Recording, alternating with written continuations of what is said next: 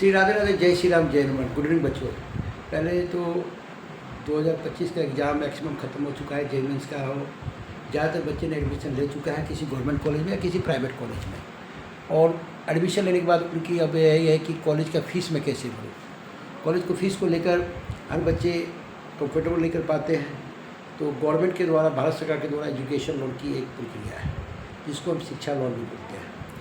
अब शिक्षा लोन के बारे में वीडियो डिटेल से मैं आपके पास शेयर करूंगा कि एजुकेशन लोन कैसे मिलता है, इसके लेने के लिए क्या क्या कैटेगरी है और किन बच्चों को एजुकेशन लोन इंडिया के अंदर, इंडिया से बाहर पढ़ने के लिए दोनों अवस्था में मिलता है। यानी अब्रॉड में भी जाने के लिए एजुकेशन लोन का प्रावधान है और आप इंडिया में भी पढ़ रहे तो आप एजुकेशन ले सकते हैं। लेकिन कुछ बैंकों के द्वारा देखा जाता है कि एजुकेशन लोन देने में वो आनाकानी या कटरी करते हैं, देना नहीं चाहते हैं। लेकिन भारत सरकार का ये कानून में लिखा हुआ है, कोई बच्चे, ऐसे बच्चे जिनका आर्थिक स्थिति अच्छा नहीं है, उन्हें पढ़ाई से वंचित नहीं किया जा सकता है। और एजुकेशन लोन देने समय बैंक कोई गिरवी में चीज़ को नहीं मांग सकता है। बहुत सारे बैंक ऐसे बोलते हैं कि फादर का ITR देखूंगा। अगर गवर्नमेंट एम्प्लॉई है तो तुमको आसानी से मिल जाता है। अगर नॉन सैलरी है, जिसको सैलरी नहीं आता है, फिर वो क्या करें। या जिनके बाद फादर बिजनेसमैन है, किसान है, कोई ITR वगैरह फाइल नहीं करते हैं, उस अवस्था में बैंक को भी मना नहीं करना है। लेकिन ये कागज़ों में लिखा है, हकीकत कुछ और है। जब आप बैंक के पास चक्कर लगाएंगे लोन लेने के लिए, तो बैंक अपने सिक्योरिटी के लिए 100% आपको कर सकता है कॉन्ट्रैक्ट, यानी कोई चीज़ को गिरवी रखना, जैसे ज़मीन, मकान, इनके लिए सबसे सेफ्टी चीज़ है। फिर आपको बोलते हैं मैं लोन लूँगा। लेकिन आपके पास ज़मीन मकान नहीं भी है, कुछ भी नहीं है, तो भी बैंक को लोन देना है। एजुकेशन लोन में गिरवी नहीं रख सकता और एजुकेशन लोन ये नहीं कहता है कि फादर का अगर सिविल खराब है तो आपको लोन नहीं मिलेगा। ऐसा ही RBI के द्वारा गाइडलाइन है। तो मैं डिटेल आपको जो आज बताने जा रहा हूँ, एजुकेशन लोन कब और कैसे और कहाँ से मिल सकता है, स्कीमें गवर्नमेंट के क्या क्या है पढ़ने के लिए।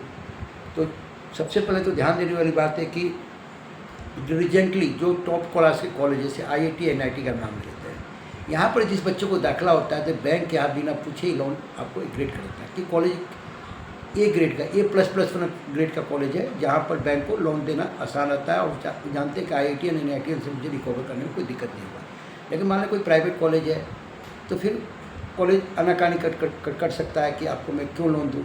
कुछ आपको ऐसा कागज़ डिमांड कर देगा, लास्ट 6 मंथ का सैलरी स्लिप, ITR, कॉलेज का अलॉटमेंट लेटर, सीट स्टेटमेंट, फिर जैसे कागज़ की मांग करेगा और जो आपको नहीं होता फिर उसमें ना करेगा।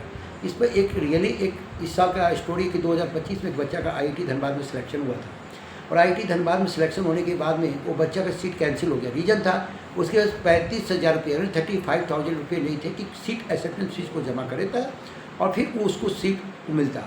तो गवर्नमेंट कॉलेज में जब एडमिशन लेते हैं तो एक डेडलाइन होता है कि 2-4 कोई एक डेट होगा जिसके अंदर आपको सीट एक्सेप्टेंस फीस जमा करना है। अगर आप नहीं करते हैं तो सीट कैंसिल हो जाएगा, वो सीट किसी और को मिलेगा। तो IIT धनबाद के अंदर जो 2025 की स्टोरी आया है, बच्चे के पास 35,000 रुपये न होने के कारण उसका एडमिशन उससे नहीं मिला।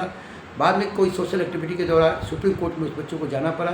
तो सुप्रीम कोर्ट ने बोला किसी बच्चों को वंचित नहीं कर सकते हैं कि अगर वो 35,000 रुपया SAP नहीं जमा किया तो आप उसकी जगह पर दूसरे आदमी को सीट दे सकते हैं। तो गवर्नमेंट कॉलेज है, प्राइवेट में तो आपको 1-2 दिन आगे पीछे डेट कर सकता है, लेकिन गवर्नमेंट का एक डेडलाइन होता है कि इतने तारीख को आपको पैसा जमा करना है तो करना है। तो चलो वो तो शायद लाखों में या करोड़ों में एक बच्चे ऐसे होते हैं जिसके लिए कोई NGO ने उठा और इसी 2025 की कहानी IIT धनबाद का, और उसके लिए सुप्रीम कोर्ट ने एक्चुअली निर्देश दिया कि इस बच्चे को दोबारा सीट अलॉटमेंट किया जाए। अब 35,000 को ज़्यादा मनी नहीं है, लेकिन उनके लिए तो बहुत ज़्यादा रुपये है जिनके फादर कुछ करते नहीं है। देखिए 35,000 के लिए सीट न एक्सेप्ट कर पाना उस बच्चे को दर्शाता है उसकी आर्थिक स्थिति काफ़ी कमज़ोर थी कि 35,000 IIT धनबाद में जमा नहीं कर पाया। फिर उसका सीट कैंसिल हुआ, बाद में सुप्रीम कोर्ट की गाइडलाइन के अनुसार सीट उसको अलॉट कर दिया। तो आगे मैं आपको जो इम्पोर्टेंट बात बताने जा रहा हूँ, एजुकेशन लोन इंडिया अवार्ड की क्या क्या प्रक्रिया है। सबसे पहले आपको बेसिक क्या क्या रिक्वायर्ड है, टाइप ऑफ लोन, मैंने लोन कितने प्रकार के हैं, एजुकेशन लोन प्रोसेस का प्रक्रिया क्या है, एलिजिबिलिटी क्या है, डॉक्यूमेंट ऑफ रिक्वायर्ड क्या हो सकता है। तो ये जो है इसमें 3 प्रकार के स्कीम गवर्नमेंट के पास चल रही है। एक है PM विद्या लक्ष्मी स्कीम, प्रधानमंत्री विद्या लक्ष्मी स्कीम। दूसरा है SBI का स्कॉलर लोन और तीसरा है OSC SIS स्कीम। तो बेसिकली मैं आपको प्रधानमंत्री विद्या लक्ष्मी योजना और SBI का स्कॉलर्स लोन जो है वो मैं आपको बताऊंगा। टाइप सी को भी लास्ट में थोड़ा सा मैं कवर करूंगा क्योंकि वो अलग सब्जेक्ट है। तो अब जैसे कि हम विद्यालक्ष्मी जो प्रधानमंत्री विद्यालक्ष्मी है, इसके लिए ऑनलाइन पोर्टल है। इसके द्वारा एक ही साइट के द्वारा अब सारे बैंक में अप्लाई कर सकते हैं, गवर्नमेंट बैंक के अंदर। और फिर जिस बैंक से आपको कॉल आएगा, एक्सेप्टेंस होगा, तो आप फिर जाकर डॉक्यूमेंट प्रक्रिया को आप पूरा करेंगे। तो सबसे पहले जो कॉलेज करता है उसमें कंट्रोल, मैंने कोलेटरल गिरवी रखना। किसी चीज़ को बैंक बोल सकता है कि आपको मैं एजुकेशन लोन दे रहा हूँ, तो मैं आपसे क्या एक्सेप्ट करूँ कि 4 साल के बाद ये पैसा आप मुझे वापस कर देंगे। तो बैंक उस दौरान बोल सकता है कि आप मेरे पास अपने लैंड रखें या फिर अपना फ्लैट रखें, कोई ऐसा गिरवी या गोल्ड रखें जो बैंक के लिए सेफ्टी है, और जिसके वजह से तीनों चीज़ें फिर वो क्या करेगा, तो उसे भी लोन देना है। लेकिन बैंक कोशिश करता है एजुकेशन लोन देने से पहले कुछ न कुछ आपसे, आपके फादर या का गवर्नमेंट एम्प्लॉई है तो उनको को ऑनर बना कर आपको लोन प्रोवाइड करता है कि कल को लोन मेरा सेफ्टी चाहिए। तो कॉन्ट्रैक्ट के जो है जिसकी कुछ नहीं है, फिर वो क्या करे, कॉन्ट्रैक्ट में कि 7.5 लाख से ऊपर का गिरवी को मांग सकता है, यानी 7.5 लाख से ज़्यादा एजुकेशन लोन ले रहे हैं, तभी बैंक आपको बोल सकता है कि आप मेरे सामने कुछ गिरवी रखो कॉन्ट्रैक्ट करो। या फिर 7.5 लाख से कम का है तो ऐसा वो कह नहीं सकता, लेकिन बैंक हर हालात में अपनी सेफ्टी खोजता है। तो रीपेमेंट क्या है, अगर कॉन्ट्रैक्ट नहीं है तो रीपेमेंट टेन्योर क्या है, और मोटोरियम पीरियड, पढ़ाई ख़त्म होने के बाद कितने साल या कितने महीने के बाद आपको एजुकेशन लोन वापस करना है। तो 4 साल के पीरियड के बाद बैंक ये नहीं कह सकता है कि आप मुझे अगले महीने से ही पेमेंट करो। इसकी पीरियड होती है 6 महीना से लेकर 1 साल गेस पीरियड मिलता है, फिर आपको एजुकेशन लोन को रीपेमेंट आपको शेड्यूल में जमा करना है। टाइप ऑफ लोन आपको बताया डोमेस्टिक और ओवरसीज। डोमेस्टिक यानी भारत के अंदर, ओवरसीज में विदेश से बाहर। तो डॉक्यूमेंट एजुकेशन जो लोन है, डोमेस्टिक एजुकेशन जो भारत के अंदर पढ़ रहे हैं, उसके लिए भी आपको कौन सा कोर्स कर रहे हैं, और सबसे पहले आपको ट्यूशन फ़ी, हॉस्टल फ़ी और मेस फ़ी। ध्यान देने वाली बात है कि गवर्नमेंट कॉलेज हॉस्टल फ़ी और मेस फ़ी भी देता है, लेकिन तब देगा जब आप कॉलेज के ही हॉस्टल में रहते हैं और कॉलेज के ही मेस में खाना खाते हैं। अगर आप ऐसा करते हैं कि किसी कॉलेज में आपने एडमिशन ले लिया और बाहर में पीजी में रहते हैं, तो फिर आपको हॉस्टल फ़ी और मेस फ़ी बैंक नहीं देगा, बैंक एजुकेशन लोन नहीं देगा। वो इस हालात में देगा जब आप कॉलेज के अंदर ही, कॉलेज के कैंपस के अंदर रह रहे हैं, तो ये तीनों आपको प्रोवाइड है। तो बहुत सारे बैंक इस बोलते हैं कि आप कॉलेज के कैंपस में हॉस्टल है तो हॉस्टल फ़ी भी मिल जाएगा, लेकिन कॉलेज से बाहर आप पीजी में रहे तो ओनली फॉर वो आपको एजुकेशन लोन में ट्यूशन फ़ी को देगा इसमें।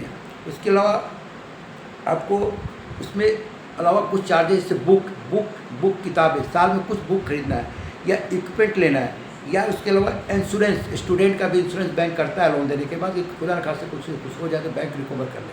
लेकिन बुक इक्विपमेंट जैसे कि लैपटॉप लेना है या कुछ ऐसा पढ़ाई से की जरूरत चीज़ें हैं, उसके लिए बैंक साल में 40 से 50 हज़ार रुपये तक को आपको एडिशनल एजुकेशन लोन भी प्रोवाइड करता है। दूसरा IIT धनबाद की जो मैंने आपको स्टोरी बताया, उसके बाद आपको सबसे इसमें इम्पोर्टेंट है कि टाइप ऑफ लोन में जो है वो सक्षम असक्षम, ऐसे व्यक्ति जो सक्षम है पैसे को चुकाने में या नहीं है, दोनों हालात में बैंक का गवर्नमेंट का पॉलिसी है कि आप किसी बच्चे को पढ़ाई से वंचित नहीं कर सकते हैं पैसों के लेने के लिए। तो इस हालात में आपको, और जो जिसके फादर गवर्नमेंट एम्प्लॉई है उन्हें तो कोई दिक्कत ही नहीं है, जिसके फादर प्राइवेट एम्प्लॉई हैं अगर सैलरी है तो ठीक है, और जिसके फादर किसान हैं, बिजनेसमैन है, कभी ITR फाइल ही नहीं किया, तो उन्हें लोन लेने में दिक्कत होती है।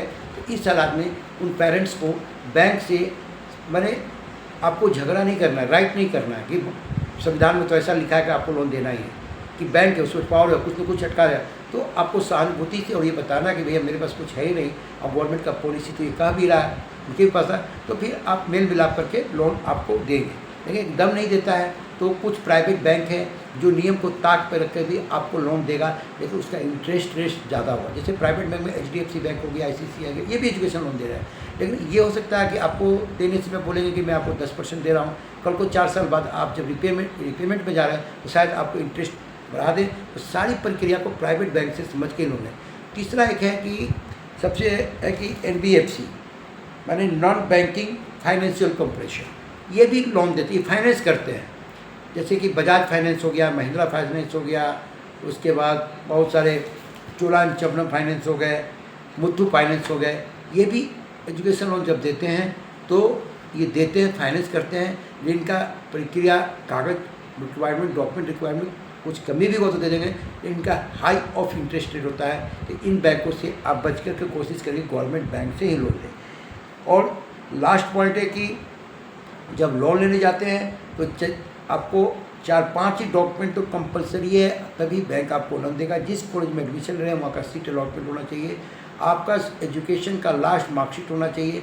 अगर आप गैपिंग की है तो गैप सर्टिफिकेट आपसे वो ओरिजिनल ले सकता है, लेकिन बैंक कोई भी कागज़ ओरिजिनल नहीं मांग सकता है बच्चे का, आपको सबका फ़ोटो कॉपी ही देना है।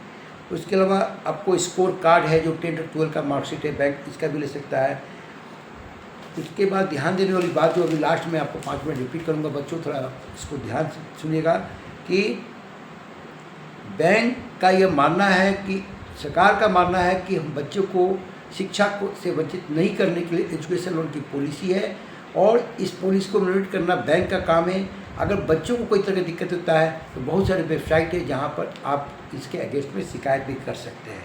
प्रधानमंत्री विद्या लक्ष्मी योजना सबसे सरल और अच्छा योजना है मेरी नज़र में, क्योंकि आप एक ही वेबसाइट के थ्रू से भारत के सारे बैंक के अंदर में कंपेयर में एक साथ अप्लाई कर सकते हैं। और ऐसा आपको साथ 2-4 बैंक नहीं है, वहाँ पर सारे बैंक है, गवर्नमेंट बैंक है।